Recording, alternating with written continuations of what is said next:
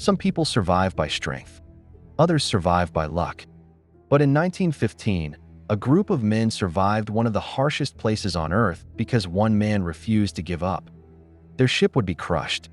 They would drift for months on floating ice. They would cross one of the world's most dangerous oceans in a tiny lifeboat. And against all odds, every single man would make it home alive.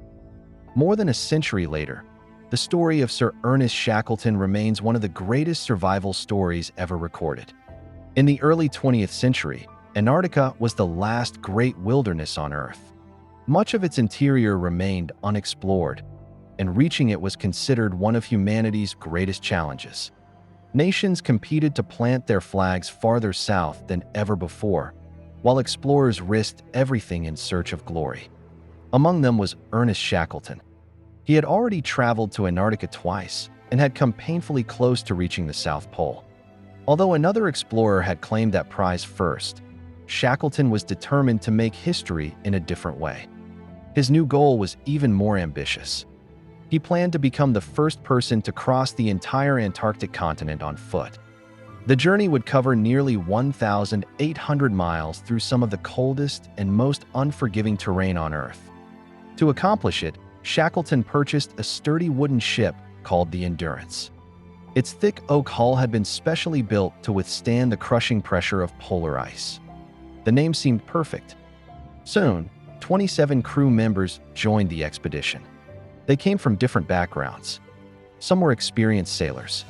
Others were scientists, engineers, carpenters, cooks, and navigators. Each understood that Antarctica offered no guarantees. Yet they boarded the ship knowing the adventure ahead could change their lives forever. In August 1914, the Endurance sailed from England. As Europe descended into the First World War, Shackleton quietly continued toward the bottom of the world. Months later, the ship reached the icy waters of the Weddell Sea. Towering icebergs floated silently around them. Penguins gathered along the frozen shoreline. Seals rested on drifting ice. For a while, everything went according to plan. Then the sea began to close. As the Endurance pushed deeper into Antarctica, thick sea ice surrounded the ship. The crew tried steering through narrow openings, hoping to escape before winter arrived. But the ice moved faster than they could. One morning, the ship stopped. It would not move again. The Endurance had become trapped. At first, no one panicked. Polar explorers often waited for shifting ice to release their ships. The crew believed the coming spring would set them free. So they settled into a strange new routine. Scientists carried out observations. The sailors cared for the sled dogs. The cook prepared warm meals. The men even organized football matches on the ice to stay active. Shackleton encouraged laughter whenever he could. He knew morale could be just as important as food. Weeks turned into months. The sun disappeared below the horizon, leaving the expedition surrounded by endless darkness. Temperatures plunged far below freezing. The ice groaned constantly beneath the ship. Then came the sound every sailor feared. A deep cracking noise echoed through the frozen sea. The drifting ice had begun squeezing the Endurance from every side. The pressure grew stronger each day. Massive slabs of ice pressed against the wooden hull until the timbers bent and splintered. The crew could do nothing except watch. Finally, the ship began to break apart. Water rushed inside. The decks twisted. Cabins collapsed. After nearly 10 months trapped in the ice, Shackleton gave the order no captain ever wanted to give. Abandon ship. The men gathered what they could carry: food, clothing, navigation instruments, 3 small lifeboats. Then they stepped onto the frozen sea and watched their home disappear. A few weeks later, the Endurance slipped beneath the ice forever. Now the expedition faced a terrifying reality. They were hundreds of miles from civilization with no ship, no rescue, and no clear path home. Most leaders might have continued chasing their original dream. Shackleton did the opposite. The expedition was over. From that moment forward, he had only one mission: bring every man home alive.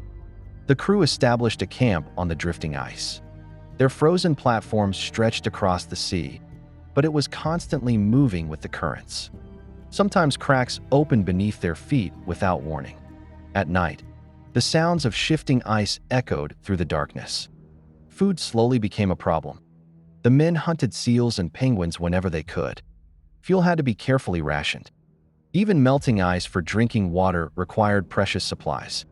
Despite the hardships, Shackleton remained calm. He visited every tent. He spoke with every man. Whenever someone lost hope, he reminded them that survival depended on staying together. Months passed. Instead of drifting towards safety, the ice carried them farther across the frozen sea. Eventually, the ice itself began breaking apart. Huge cracks spread in every direction. The camp was no longer safe. There was only one choice. The men lowered their 3 lifeboats into the freezing water. The ocean greeted them with towering waves, bitter winds, and floating chunks of ice. For days, they struggled through freezing spray that coated their boats with ice. Hands became numb. Faces were burned by the cold. Every mile felt impossible. Finally, after an exhausting journey, they reached land.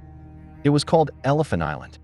For the first time in nearly 500 days, they stood on solid ground. But there was one problem. No one lived there. It was one of the most remote islands on Earth. Ships rarely passed nearby. If they stayed, they would almost certainly die. Shackleton made another bold decision. The nearest whaling station stood nearly 800 miles away across the Southern Ocean. The distance alone was terrifying. The waters between were among the roughest on the planet. Still, it was their only chance. One lifeboat, the James Caird, was strengthened using spare wood and canvas. Shackleton selected 5 companions. The remaining 22 men stayed behind under the leadership of Frank Wild. Before leaving, Shackleton made a promise. "I will come back." Few could imagine anyone surviving the voyage ahead. The James Caird was barely 23 feet long. The waves surrounding it could rise several stories high. For 16 days, the tiny boat battled relentless storms. Water constantly flooded inside. The men bailed without rest. Freezing winds soaked every layer of clothing. Sleep came only in brief moments. Navigation became another challenge. Clouds often hid the sun, making it difficult for navigator Frank Worsley to determine their position. Whenever the sky briefly cleared, he took quick measurements before the clouds returned. Even the smallest error could send them hopelessly off course. Against incredible odds, the mountains of South Georgia Island finally appeared through the mist. The exhausted crew had reached land, but they had landed on the wrong side of the island.